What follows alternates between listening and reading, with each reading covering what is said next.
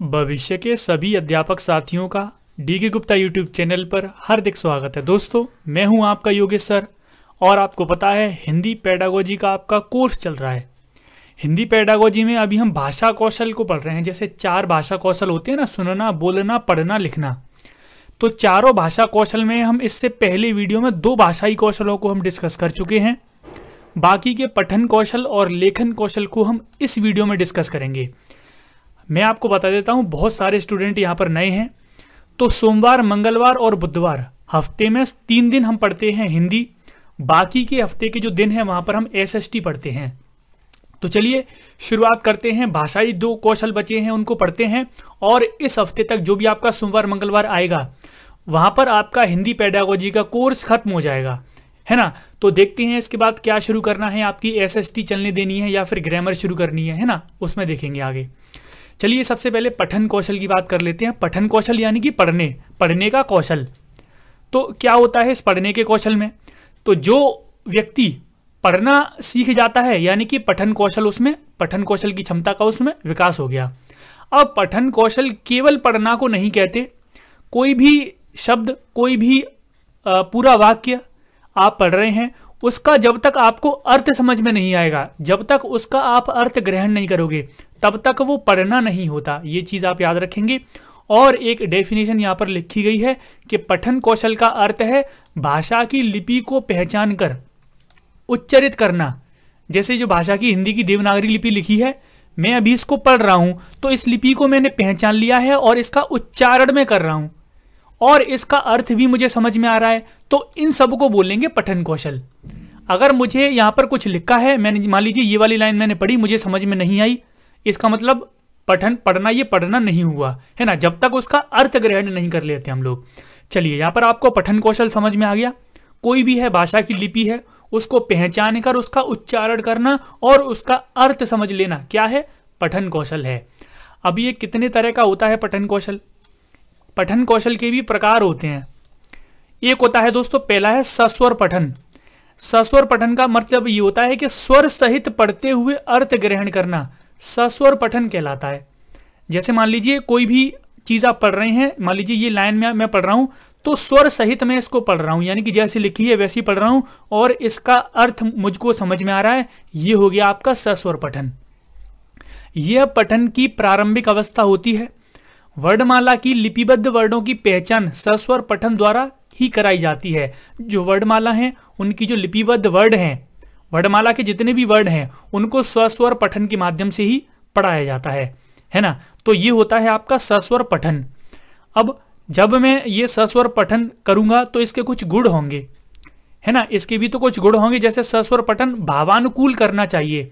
यानी कि भावानुकूल का मतलब क्या है कि जैसा सेंटेंस है उसी के भाव के अनुकूल पढ़ना चाहिए। जैसे बहुत ज्यादा सीरियस होने वाला सेंटेंस है तो सीरियस होना, मजाकिया कोई सेंटेंस यानी कि कोई वाक्य लिखा है उसमें कोई चीज मजाकिया है तो मजाक वाले अंदाज में पढ़ना।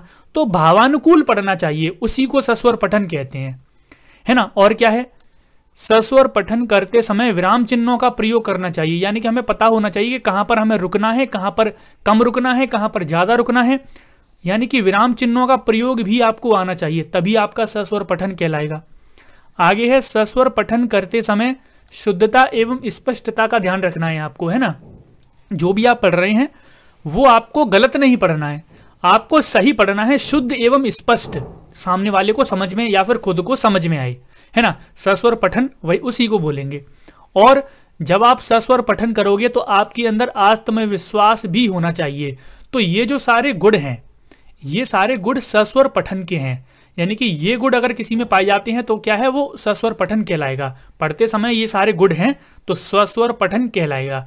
जैसे मैं अभी पढ़ रहा हूं तो इसको हम सस्वर पठन कह सकते हैं, है ना, क्योंकि भाव के अनुकूल भी है, विराम चिन्हों का प्रयोग भी कर रहा हूं मैं, शुद्ध स्पष्ट भी मुझे पढ़ना है क्योंकि आपको समझाना है और मेरे अंदर आत्मविश्वास भी होगा, तभी मैं आपको समझा पाऊंगा, है ना। तो ये है सस्वर पठन के गुण। अब आगे चलते हैं। ये तो हो गया पहला सस्वर पठन। अब ये जो सस्वर पठन किया जाता है इसके भी 2 भाग होते हैं। जैसे मुझे पढ़ना है स्वर सहित अर्थ ग्रहण करते हुए हमें पढ़ना है, कुछ भी चीज पढ़नी है, तो या तो मैं वो अकेला पढ़ूंगा, या तो वो मैं अकेला पढ़ पाऊंगा या फिर अपने दोस्तों के साथ पढ़ पाऊंगा। तो तो इसीलिए ये दो तरह का होता है, एक होता है वैयक्तिक पठन, अकेले पढ़ना, और दूसरा होता है सामूहिक पठन, यानी कि दो या दो से अधिक लोगों के साथ पढ़ना। अब एक एक करके जान लेते हैं। एक व्यक्ति द्वारा किए जाने वाले सस्वर पठन को वैयक्तिक पठन कहते हैं। माध्यमिक कक्षाओं में पठन प्राय वैयक्तिक तरीके से ही होता है। जो माध्यमिक कक्षाएं हमारी, उसमें जो पठन है वो वैयक्तिक तरीके से होगा, यानी कि एक एक बच्चे को पर्सन को वहां पर खड़े होकर पढ़ाया जाएगा। शिक्षक सुनकर छात्रों का उच्चारण संबंधी दोष का निवारण करते हैं। इसमें क्या है कि कोई एक बच्चा पढ़ेगा और टीचर को जो लगेगा कि बच्चे ने गलत पढ़ा है, तो उसका समस्या जो भी दोष है उसमें उसका निवारण टीचर कर देगा। तो वैयक्तिक पठन आपको समझ में आ गया, केवल एक व्यक्ति पढ़ेगा। सामूहिक यानी कि दो या दो से छात्र मिलकर किसी पठन को, सस्वर पठन को पढ़ेंगे तो उसको सामूहिक पठन कहते हैं, है ना। समूह में जब बच्चे पढ़ते हैं तो उनकी झिझक दूर होती है ना, क्योंकि डर कम होता है। अकेले बच्चे को खड़ा कर दो आप तो वो वैसे ही कप जाता है। जब बहुत सारे बच्चों को आप समूह में खड़े करोगे और उनसे पठन यानी कि ये पढ़वाओगे कुछ, तो उनके अंदर झिझक नहीं होती है ना। उनको लगता है कि दूसरे मेरे साथी भी मेरे साथ हैं। और ये 13 से 14 वर्ष के छात्रों के मध्य ज्यादा किया जाता है सामूहिक पठन, है ना। प्राथमिक स्तर पर, माध्यमिक स्तर पर सारी चीजें आपको पता होनी चाहिए। सस्वर पठन हमने पढ़ लिया। अब जो दूसरा पठन का प्रकार है वो है मौन पठन। कौन सा प्रकार है? मौन पठन। मौन यानी कि मौन होकर पढ़ना। इसको साइलेंट रीडिंग कहते हैं, इंग्लिश में क्या कहते हैं? Silent reading.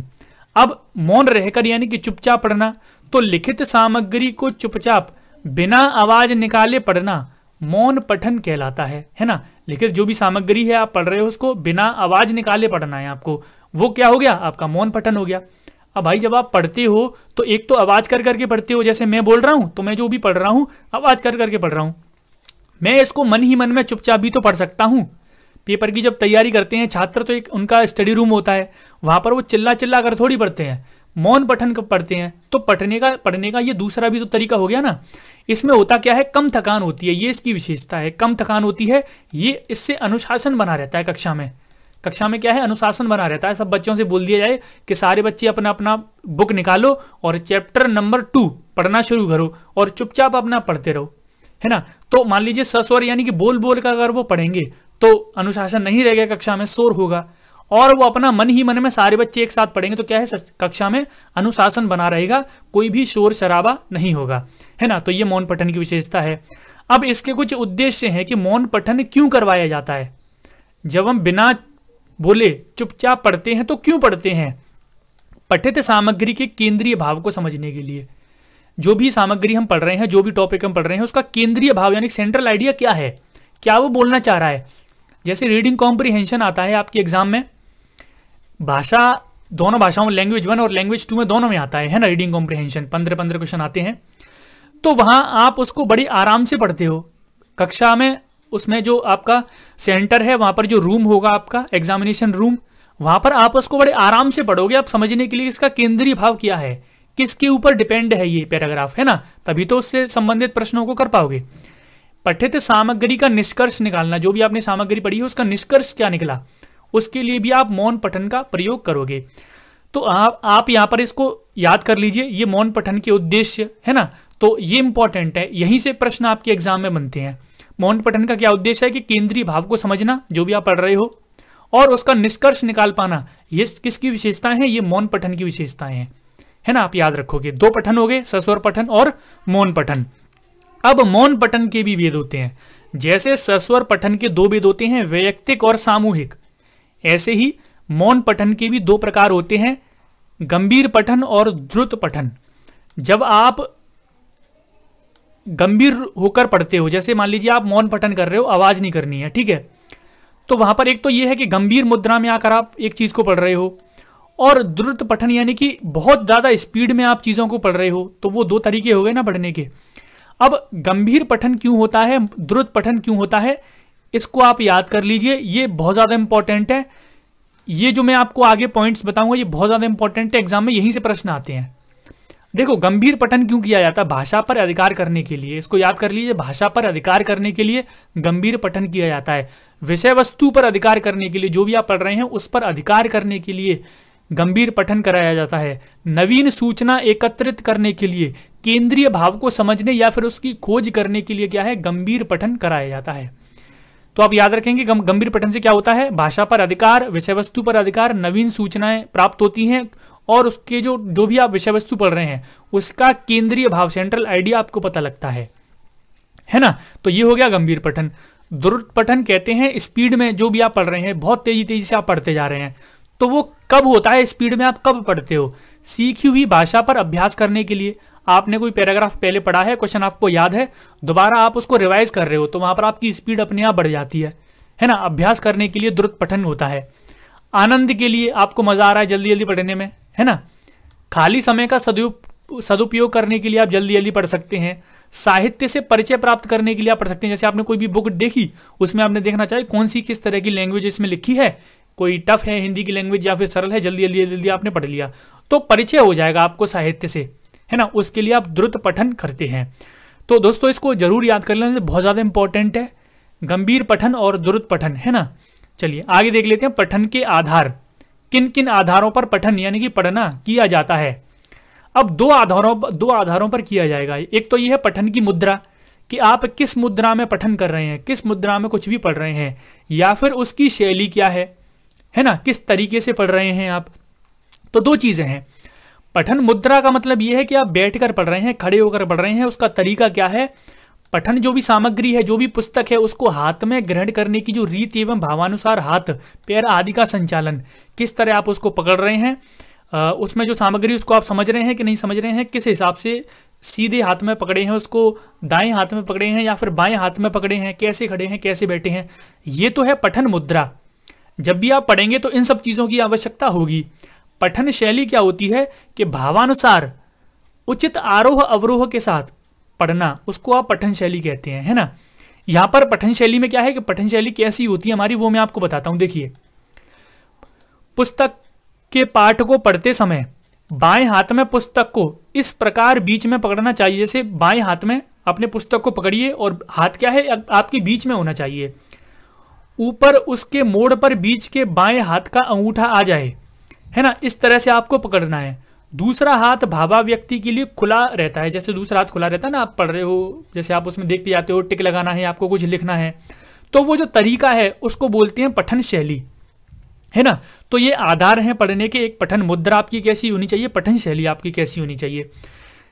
इस स्लाइड में सबसे इंपॉर्टेंट यह है कि गंभीर पठन और द्रुत पठन क्यों किया जाता है, उसको आप याद कर लेना। गंभीर पठन भाषा पर अधिकार करने के लिए, विषय वस्तु पर अधिकार करने के लिए, केंद्रीय भाव की खोज करने के लिए, नवीन सूचनाएं, नवीन जानकारी प्राप्त करने के लिए गंभीर पठन किया जाता है ना। तो ये चीज आप याद रखना। आगे बढ़ते हैं। पठन संबंधी त्रुटियां, यानी कि जब एक बच्चा पढ़ता है, कुछ भी पठन करता है, तो क्या क्या गलतियां वो करता है। सबसे पहले अटक अटक कर पढ़ना, अटक अटक कर वो पढ़ेगा, है ना, तो ये भी पठन संबंधी त्रुटि है। पढ़ते समय अनुचित मुद्रा, लेट कर, है ना, उल्टा सीधा खड़ा होकर पढ़ रहा है। अशुद्ध उच्चारण कर रहा है, जो भी उसमें पाठ्य वस्तु में लिखा हुआ है उसका उच्चारण कैसा कर रहा है बच्चा, अशुद्ध, तो ये भी क्या है, पठन संबंधी त्रुटि है। पढ़ने में गति का न होना, पढ़ने में कोई भी किसी भी प्रकार की गति नहीं है, जल्दी जल्दी पढ़ते जा रहा है, ना विराम चिन्हों का प्रयोग कर रहा है ना कुछ भी, तो ये भी त्रुटि है। दृष्टि दोष से अक्षरों का ठीक दिखाई ना देना, तो ये भी एक त्रुटि है। पाठ्य सामग्री का कठिन होना, पाठ्य सामग्री कैसी है, कठिन होना, तो ये भी पठन संबंधी त्रुटि है। अब ये जो त्रुटियां आती हैं, ये दोष होते हैं, इनका निवारण किस तरह से किया जाता है उसके बारे में चर्चा करेंगे अब, है ना। जैसे आप चीजें पढ़ रहे हो और बच्चे को परेशानियां आ रही हैं, तो पेडागोजिकल यहां से क्वेश्चन बन जाएगा आराम से कि आप क्या करोगे इसके लिए। तो यहां पर देखिए, अटक अटक कर पढ़ना, अशुद्ध पढ़ना, बहुत सारी चीजें होती हैं। इन सब के लिए एक इंपॉर्टेंट चीज है आवृत्ति पुनरावृत्ति, यानी कि आवृत्ति पुनरावृत्ति उस विषय की बार बार करवाई जाए, अभ्यास करवाकर जो भी दोष है उनका निवारण किया जाता है। बार बार बच्चे से, जैसे कोई शब्द नहीं बोल पा रहा, तो जैसे लखनऊ नहीं बोल पा रहा, तो लखनऊ को बार बार उससे बुलवाया जाता है, उसकी बार बार आवृत्ति करवाई जाती है, पुनरावृत्ति करवाई जाती है, और इसी अभ्यास में क्या है, वो लखनऊ बोलना सीख जाता है ना। तो आवृत्ति पुनरावृत्ति का नियम है, इसको हम कर सकते हैं। वातावरण आप उसका परिवर्तित कर सकते हैं, जैसे कोई भी बच्चा है पढ़ नहीं पा रहा है, कोई भी समस्या हो सकती है, उसका वातावरण आप चेंज करके देखिए कि ऐसा तो नहीं है कि ऐसा कि ऐसी कोई सीट है, टूटी वगैरह सीट है, उस पर बैठा हो, किसी ऐसे बच्चे के साथ बैठा हो वो पढ़ने नहीं दे रहा हो, है ना, जिस स्थान पर बैठा हो वो उसके लिए उपयुक्त ना हो, तो वातावरण को आप चेंज करके देख सकते हैं, है ना। बहुत सारी चीजें इसमें आती हैं और वहां से भी एक तरह से निवारण किया जा सकता है। चिकित्सा विधि, जैसे मान लीजिए कोई उसका शारीरिक अंग खराब है या फिर उसकी आंखों को उसको साफ दिखाई नहीं दे रहा है, तो पढ़ेगा कहाँ से, तो चिकित्सा से उसका उपचार करवाया जा सकता है, उसको डॉक्टर के पास ले जाया जाए, उनकी मदद से उसकी जो बीमारी है उसको दूर करवाया जाए, तो इससे भी हम पठन संबंधी जो समस्या है उसका निवारण कर सकते हैं। आदर्श वाचन, आदर्श वाचन कौन करेगा, एक कक्षा में अध्यापक यानी कि टीचर करेगा। वो स्वयं एक पुस्तक को पढ़ेगा और पढ़ते समय वो सारी चीजों का ध्यान रखिएगा, जैसे गति, पढ़ने की जो गति है वो कैसी है, आरोह अवरोह, कहां पर कम रुकना है, कहां पर ज्यादा रुकना है, स्वराघात, बालाघात, बलाघात, सारी चीजों को ध्यान में रखकर उसको आदर्श पठन करना है ना, आदर्श वाचन उसको करना है। फिर इसी सब चीजों को बच्चे देखते हैं, अनुकरण करते हैं, फिर वो भी इसी तरह से पढ़ेंगे। तो ये भी एक तरीका हो सकता है। जैसे मान लीजिए जो आदर्श वाचन टीचर कर रहा है ना, उसका बच्चे अनुकरण करेंगे तो वैसा ही बच्चे पढ़ेंगे, है ना। तो अनुकरण के माध्यम से भी इसको दूर किया जा सकता है। हमने पठन कौशल पढ़ लिया, क्या है पठन कौशल, कितने प्रकार होते हैं, सस्वर वाचन पठन, है ना, मौन वाचन, वो सारी चीजें हमने पढ़ ली। अब चौथा कौशल था लेखन कौशल। अब लिखना कैसे होता है, क्या क्या चीजें उसमें ध्यान में रखी जाती हैं, उन सब पर चर्चा करेंगे। तो चलिए लेखन कौशल हेडिंग डाल लीजिए आप। देखिए सबसे पहले मैं आपको बता देता हूं लिखना क्या होता है, लेखन क्या होता है। लेखन कौशल मैं आपको बाद में बताऊंगा, पहले ये बता दूं लेखन क्या होता है। देखिए जब ध्वनियों को प्रतीकों के रूप में व्यक्त किया जाता है, जो हमारे मस्तिष्क में, हमारे अंदर, मन में, मुंह में जो ध्वनियां हैं, उनको जब प्रतीक दिए जाते हैं, चिन्ह दिए जाते हैं और इन्हें लिपिबद्ध करके स्थायित्व प्रदान किया जाता है, तो उसी को हम भाषा का लिखित रूप कहते हैं। जैसे हमारे अंदर जो भी विचार हैं, जो भी ध्वनियां हैं, उनको हम लिपिबद्ध करके एकदम स्थायित्व बना दें और उनको प्रतीक, कुछ चिन्ह देकर उसको लिख दें, उसी को भाषा का लिखित रूप कहा जाता है ना। और भाषा के इसी प्रतीक रूप की शिक्षा, जैसे कैसे लिखना है, प्रतीकों की पहचान, कौन कौन से प्रतीकों का प्रयोग करना है, उन्हें बनाने की क्रिया, कैसे कैसे प्रतीक बनाने हैं, ध्वनि को कैसे कैसे लिपिबद्ध करना है और कैसे लिखना है, अगर उसमें दक्षता कोई बच्चा प्राप्त कर लेता है उसको लेखन कौशल कहते हैं। यानी कि उसके अंदर लेखन कौशल क्षमता का विकास हो गया। ये सारी चीज अगर उसने सीख ली कि प्रतीकों की पहचान कर ली, उनको कैसे बनाया जाता है ना, लिपिबद्ध कर दिया, लिखना सीख गया, अगर इस सब में दक्षता अगर कोई प्राप्त कर लेता है तो मतलब क्या है कि लेखन कौशल का विकास उसमें हो गया है। ये होता है लेखन कौशल। चलिए अब लेखन कौशल के कुछ उद्देश्य होते हैं कि लेखन कौशल क्यों इंपॉर्टेंट है। देखिए छात्र सोचने एवं निरीक्षण करने के उपरांत भावों को क्रमबद्ध रूप में लिखकर व्यक्त कर सकेंगे। ये इसका उद्देश्य है लेखन कौशल का, कि जो छात्र के अंदर जो भी भाव आ रहे हैं, जो भी वो सोच रहा है, तो क्रमबद्ध यानी कि एक तरीके से उसको वो लिख सकता है, जिसे बाद में उसको वो याद रहेगा। तो ये लेखन कौशल का एक उद्देश्य है। छात्र सुपाठ्य लेख लिख सकें। लेख कैसा लिखेंगे, सुपाठ्य, है ना, गलत लेख ना लिखें, सुपाठ्य लेख लिखें, ये उसका एक दूसरा उद्देश्य है। शब्दों की शुद्ध वर्तनी लिखना सीखें छात्र ध्वनि समूह, शब्द, मुहावरे, इन सभी का ज्ञान प्राप्त करें। विराम चिन्हों का प्रयोग करना सीखें छात्र। यही लेखन शिक्षण के उद्देश्य हैं। लेखन शिक्षण कक्षा में टीचर इसलिए कराता है कि इन सभी चीजों का उसको ज्ञान हो सके, है ना। तो ये लेखन शिक्षण के उद्देश्य हैं। अब आगे बढ़ते हैं। लेखन शिक्षण की कुछ प्रविधियां हैं, जैसे मोंटेसरी विधि, आपने मारिया मोंटेसरी की सुनी होगी, इटली की थी मारिया मोंटेसरी। तो यहां पर भाषा में भी उन्होंने अपनी जो मोंटेसरी विधि है वो उसको इस प्रकार थोड़ा सा बताया है। यहां पर मिसप्रिंट हो गया है, मोंटेसरी होगा, है ना। देखिए सबसे पहले मोंटेसरी विधि की चर्चा कर लेते हैं। मोंटेसरी विधि क्या है। मोंटेसरी ने लिखना सिखाने में आंख, कान और हाथ तीनों का समुचित उपयोग पर बल दिया है। यानी कि मोंटेसरी ने यह बल दिया है कि जब लिखना कोई सीखेगा तो उसके कान, आंख और हाथ, इन सभी का प्रयोग होगा ही होगा। उनके अनुसार पहले बालक को लकड़ी अथवा गत्ते या प्लास्टिक के बने हुए अक्षरों पर उंगली फेरने को कहा जाए, फिर उन्हें पेंसिल को उन्हीं अक्षरों पर घुमाना चाहिए। पेंसिल प्राय रंगीन होनी चाहिए। इसी प्रकार बालक अक्षरों के स्वरूप को परिचित होकर उन्हें लिखना सीख जाता है। तो ये मोंटेसरी विधि है लिखना सिखाने के लिए, लेखन शिक्षण के लिए। इसको आप याद कर लीजिए। इन्होंने बोला है कि किसी गत्ते वगैरह पर कि उस पर मोटे मोटे अक्षर होने चाहिए। फिर जो बालक है उभरे हुए, तो बालक उन पर उंगलियां फेरेगा तो बालक समझ जाएगा कि ये किस किस तरह से घूम रहा है, क्या अक्षर लिखा है। पेंसिल की मदद से वो फिर उनको बनाएगा, तो इस तरह से सीख सकता है। ये है मोंटेसरी विधि। अगली है रूपरेखानुकरण विधि। ये कौन सी विधि है? इस विधि में शिक्षक बट या स्लेट पर पेंसिल से बिंदु रखते हुए शब्द या वाक्य लिख देता है। छात्रों को उन निशानों पर, अच्छा मैं आपको बता दूं, जैसे मान लीजिए जैसे ये लिखना सिखाना है बच्चे को, तो इस तरह से हम डॉट बना देते हैं। ये आप देख रहे हो, मैं ये डॉट बना रहा हूं, है ना। तो जैसे ये मैंने डॉट डॉट डॉट बना दिए। अब रूपरेखानुकरण क्या है? इसी रेखा पर बच्चे से बोला जाएगा पेंसिल फेरिए, तो पेंसिल वो इस पर ऐसे फेर देगा। अब ऐसे वो फेरेगा तो लिखना सीख जाएगा। जैसे छोटे बच्चों को नर्सरी क्लास में लिखना सिखाते हैं, ऐसे ही तो सिखाते हैं। उसको बोलते हैं रूपरेखानुकरण विधि। स्वतंत्र अनुकरण विधि। स्वतंत्र अनुकरण क्या है कि आपने श्यामपट्ट या ब्लैक बोर्ड पर या फिर कहीं पर भी नोटबुक पर आपने कोई अक्षर लिख दिए, कोई वाक्य लिख दिए। छात्रों से कहा कि इनके नीचे जैसे जैसे होता है ना, जैसे यहाँ पर ए, छोटे बच्चों को बी, सी और डी, फिर बोल दिया था कि पूरे पेज में आप ABCD ऐसे ही ऐसे लिखो, तो बच्चे ऐसे ही ऐसे लिखते जाते हैं, है ना। ऊपर वाले शब्द को देख देख कर पूरा पेज भरते हैं ना, उसको बोलते हैं स्वतंत्र अनुकरण विधि। इसके अलावा बहुत सारी चीजें हैं, सुलेख है, अनुलेख है, श्रुतलेख है, सुनकर आप जो भी लिखोगे। जैसे सुलेख आप लिख रहे हो सुंदर सुंदर सजा सजाकर, तो बच्चा फिर सुंदर सुंदर सजा सजाकर वैसे भी सीखेगा। तो सुलेख, अनुलेख और श्रुतलेख वो चीजें भी काम करती हैं इसमें, है ना। तो लेखन शिक्षण की जो भी लेखन शिक्षण की और भी विधियां हैं वो भी काम करती हैं। मोंटेसरी विधि, रूपरेखानुकरण विधि, स्वतंत्र अनुकरण विधि, ये भी काम करती हैं लेखन शिक्षण में। चलिए अब आगे बढ़ते हैं। लिखने से खाने में ध्यान देने योग्य बातें हैं।